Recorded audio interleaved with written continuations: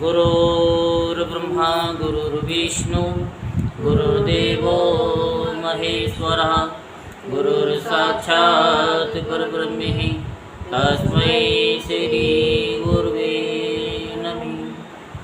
ओं गजाननं भूतगणाधिसेवितं कपितजम्बुफलचारुभक्षणम् उमासुतं शोकविनाशकारिकं नमामि विघ्नेश्वरपादपङ्कजम्। सच्चिदानन्दरूपाय विश्वोत्पत्त्यादिहेतवे तापत्रे विनाशाय श्रीकृष्णाय वयं नमः।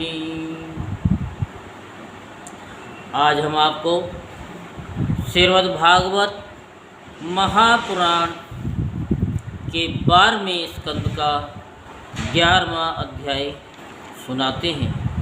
सो आप सभी मन को एकाग्र करते हुए शांतिपूर्वक कथा को श्रवण करेंगे और धर्म लाभ प्राप्त करें।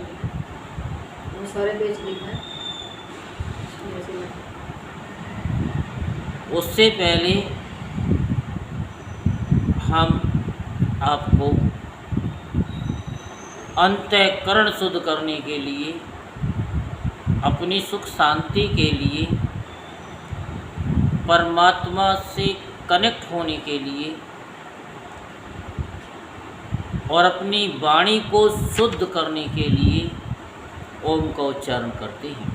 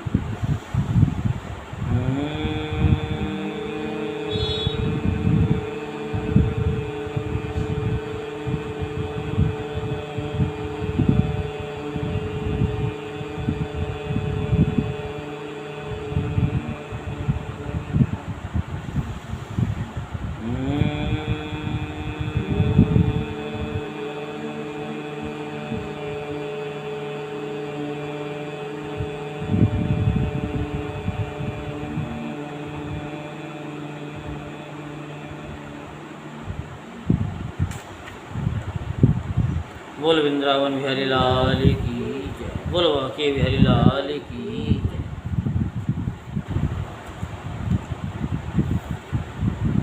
तो अब आप श्रीमद्भागवत महापुराण के 12वें स्कंद का 11वां अध्याय सुनेंगे, जिसमें भगवान के अंग उपांग और आयुधों का रहस्य तथा विभिन्न सूर्य गणों का वर्णन।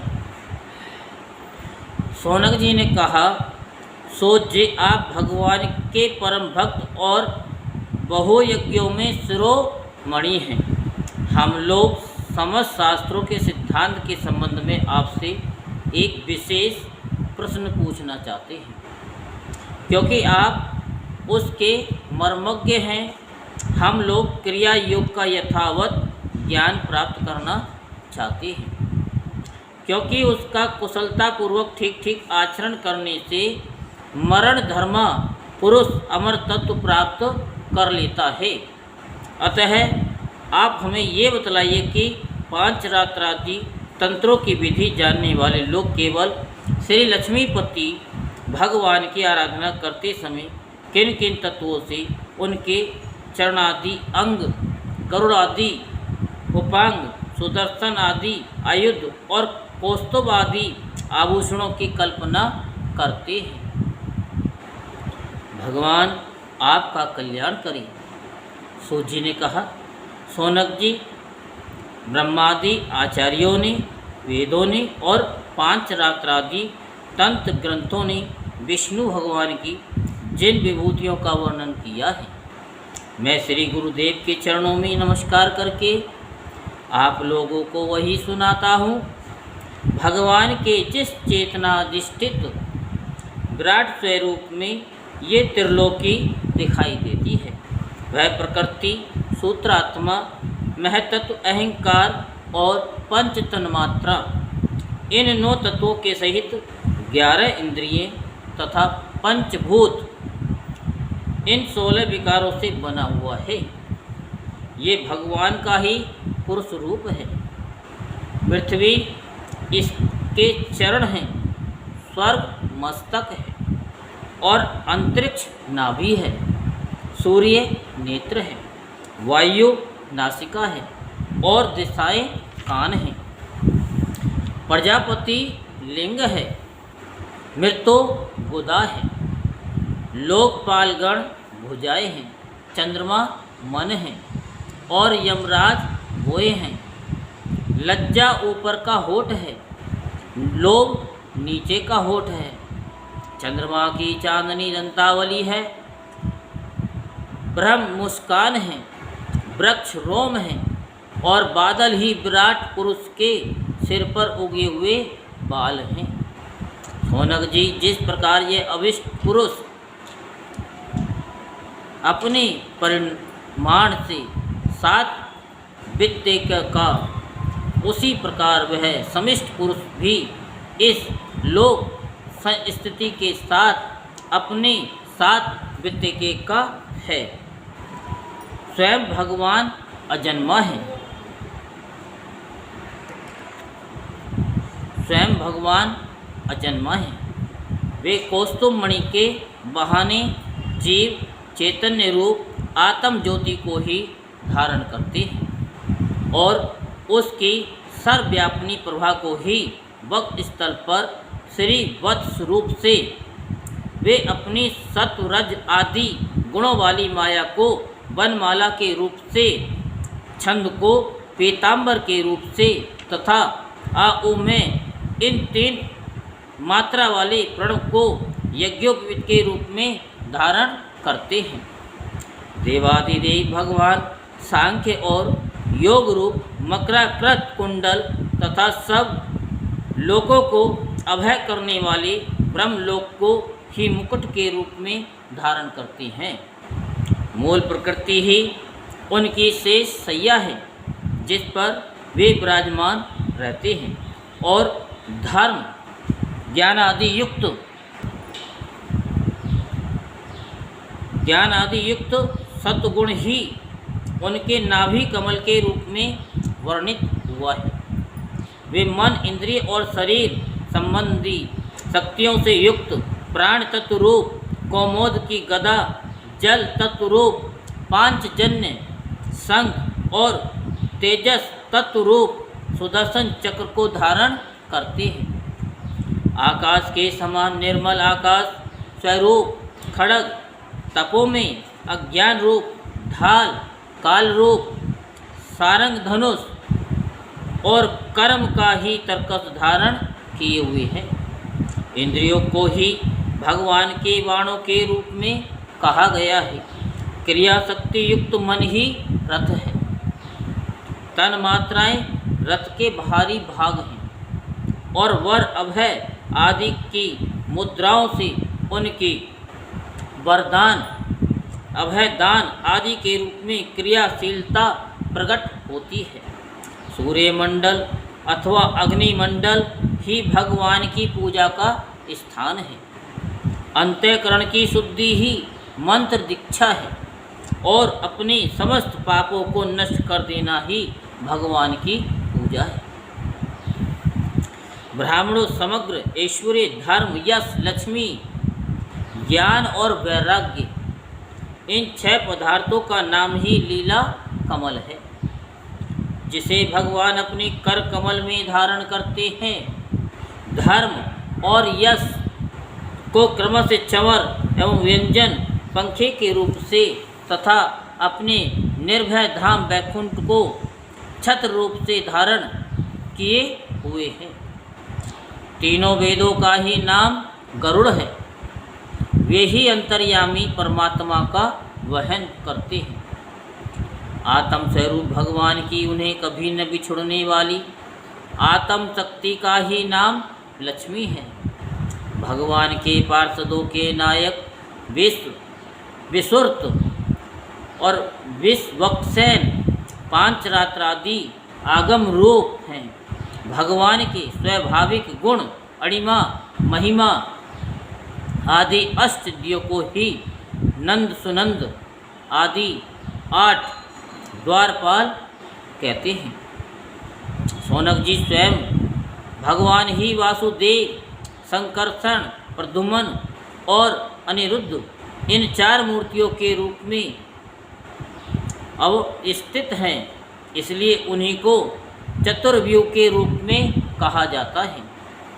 वे ही जागृत अवस्था के अभिमानी विश्व बनकर शब्द, स्पर्श आदि बाह्य विषयों को ग्रहण करते और वे ही सपन अवस्था के अभिमानी तेजस बनकर बाह्य विषयों के बिना ही मन अनेक विषयों को देखते और ग्रहण करते हैं।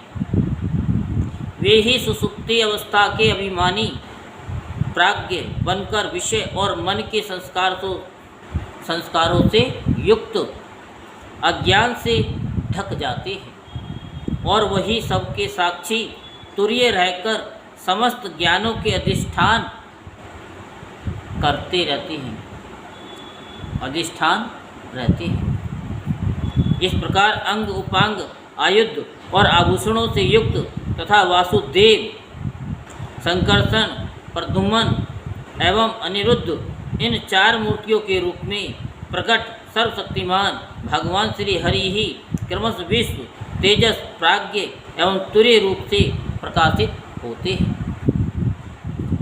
शौनक जी, वही सर्व स्वरूप भगवान वेदों के मूल कारण हैं। वे स्वयं प्रकाश एवं अपनी महिमा से परिपूर्ण हैं। वे अपनी माया से ब्रह्मा आदि रूपों एवं नामों से इस विश्व की सृष्टि, स्थिति और संहार संपन्न करते हैं। इन सब कर्मों और नामों से उनका ज्ञान कभी आवृत नहीं होता। यद्यपि शास्त्रों में भिन्न के समान उनका वर्णन हुआ है अवश्य, परंतु वे अपने भक्तों को आत्म स्वरूप से ही प्राप्त होते हैं। सच्चिदानंद स्वरूप श्री कृष्ण आप अर्जुन के सखा हैं। आपने यदुवंश शिरोमणि के रूप में अवतार ग्रहण करके पृथ्वी के द्रोही भूपालों को भस्म कर दिया है। आपका पराक्रम सदा एक रस रहता है। ब्रज की गोपबालाएं और आपके नारद आदि प्रेमी निरंतर आपके पवित्र यश का गान करते रहते हैं। गोविंद, आपके नाम, गुण और लीलादि का श्रवण करने से ही जीव का मंगल हो जाता है। हम सब आपके सेवक हैं। आप कृपा करके हमारी रक्षा कीजिए। पुरुषोत्तम भगवान के चिन्हभूत अंग उपांग और आयुध आदि के इस वर्णन का जो मनुष्य भगवान में ही चित्त लगाकर पवित्र होकर प्रातःकाल पाठ करेगा, उसे सबके हृदय में रहने वाले ब्रह्म स्वरूप परमात्मा का ज्ञान हो जाएगा। शौनक जी ने कहा कि सूत जी, भगवान श्री सुखदेव जी ने श्रीमद् भागवत कथा सुनाते समय राज ऋषि परीक्षित से पंचम स्कंद में कहा था कि ऋषि, गंधर्व, नाग, अप्सरा, यक्ष, राक्षस और देवताओं का एक सौरगण होता है और ये सातों प्रत्येक महीने में बदलते रहते हैं। ये 12 गण अपने स्वामी द्वादश आदित्यों के साथ रहकर क्या काम करते हैं और उनके अंतर्गत व्यक्तियों के नाम क्या हैं। सूर्य के रूप में भी स्वयं भगवान ही हैं, इसलिए उनके विभाग को हम बड़ी श्रद्धा के साथ सुनना चाहते हैं। आप कृपा करके कहिए। सूत जी ने कहा कि समस्त प्राणियों के आत्मा भगवान विष्णु ही है। अनादि अविद्या से अर्थात उनके वास्तविक स्वरूप के अज्ञान से ही समस्त लोगों यानी लोकों के व्यवहार प्रवर्तक प्राकृत सूर्यमंडल का निर्माण हुआ है। वही लोकों में भ्रमण किया करता है। असल में समस्त लोकों के आत्मा एवं आदिकर्ता एकमात्र श्री हरि ही अंतर्यामी रूप से सूर्य बने हुए हैं। वे यद्यपि एक ही हैं, तथापि ऋषियों ने उनका बहुत रूपों में वर्णन किया है। वे ही समस्त वैदिक क्रियाओं के मूल हैं। शौनक जी, एक भगवान ही माया के द्वारा काल, देश, यज्ञादि क्रिया कर्ता, सुरवा आदि करण, यज्ञादि कर्म, वेद मंत्र, साकल्य और द्रव्य और फल रूप से 9 प्रकार के कहे जाते हैं। काल रूपधारी भगवान सूर्य लोगों का व्यवहार ठीक ठीक चलाने के लिए चैत्र आदि 12 महीनों में अपने भिन्न भिन्न 12 गणों के साथ चक्कर लगाया करते हैं। शौनक जी, धाता नामक सूर्य, कृत स्थली अप्सरा, हेती राक्षस, वासुकी सर्प, रथकृत यक्ष, पुलस्त ऋषि और तुम्बुरु गंधर्व ये चैत्र मास में अपना अपना कार्य संपन्न करते हैं। अर्यमा, सूर्य, पुलह ऋषि, अथोजा यक्ष, परहेती राक्षस और पुंजिका स्थली अप्सरा, नारद गंधर्व और कच्छनीर सर्प ये वैशाख मास के कार्य निर्वाहक हैं।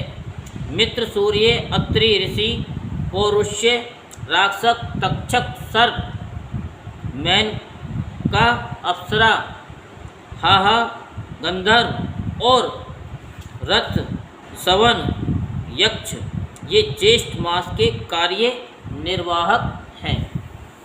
आषाढ़ में वरुण नामक सूर्य के साथ वशिष्ठ ऋषि, रंभा अप्सरा, सहजजन्य यक्ष, होहो गंधर्व, शुक्र नाग और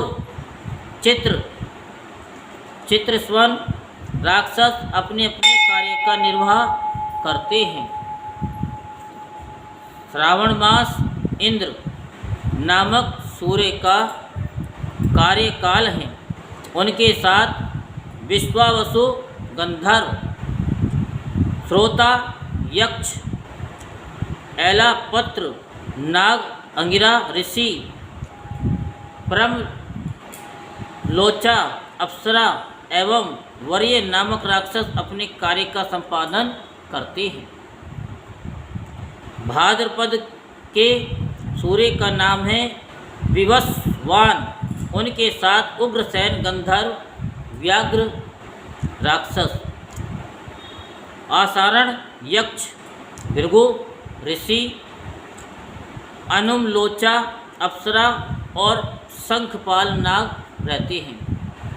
शौनक जी, माघ मास में पूखा नाम के सूर्य रहते हैं। उनके साथ धनंजय नाग, बात राक्षस, सुषेण गंधर्व, सुरुचि यक्ष और घृताची अप्सरा और गौतम ऋषि रहते हैं। फाल्गुन मास का कार्यकाल पर्जन्य नामक सूर्य का है। उनके साथ क्रतुयक्ष, वर्चा राक्षस, भरद्वाज ऋषि, सैनजित अप्सरा, विश्व गंधर्व और ऐरावत सर्प रहते हैं। मार्गशीर्ष मास में सूर्य का नाम होता है अंशु। उनके साथ कश्यप ऋषि, तारक्ष्य यक्ष, ऋतसेन गंधर्व, उर्वशी अप्सरा और विदु शत्रु राक्षस और महाशंखनाग रहते हैं। और उस मास में भग नामक सूर्य के साथ स्फूर्ज राक्षस और अरिष्टि नेमी गंधर्व, उर्ण यक्ष, आयु ऋषि, पूर्वचित्ती अप्सरा और करकोटक नाग रहते हैं। आश्विन मास में तुष्टा सूर्य, जमदग्नि ऋषि, कंबल नाग, तिलोत्तमा अप्सरा, ब्रह्मापेत राक्षस, सतजित यक्ष और धृतराष्ट्र गंधर्व का कार्यकाल है।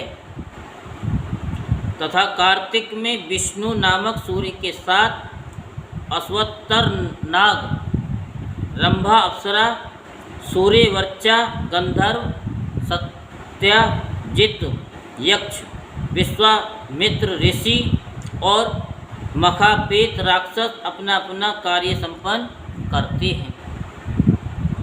शौनक जी, वे सब सूर्य रूप भगवान की विभूतियाँ हैं। जो लोग इनका प्रतिदिन प्रातःकाल और सायंकाल स्मरण करते हैं, उनके सारे पाप नष्ट हो जाते हैं। ये सूर्य देव अपने 6 गणों के साथ 12 महीने सर्वत्र विचरते रहते हैं और इस लोक तथा परलोक में विवेक बुद्धि का विस्तार करते हैं। सूर्य भगवान के गणों में ऋषि लोग तो सूर्य संबंधी ऋग्वेद, यजुर्वेद और सामवेद के मंत्रों द्वारा उनकी स्तुति करते हैं और गंधर्व उनके सुयश का गान करते रहते हैं। अप्सराएं आगे आगे नृत्य करती चलती हैं। नागगण रस्सी की तरह उनके रथ को कसे रहते हैं। यक्षगण रथ का साज सजाते हैं और बलवान राक्षस उसे पीछे से धकेलते हैं। इनके सिवा बालखिल्य नाम के 60,000 निर्मल स्वभाव ब्रह्म ऋषि सूर्य की ओर मुँह करके उनके आगे आगे स्तुति पाठ करते चलते हैं।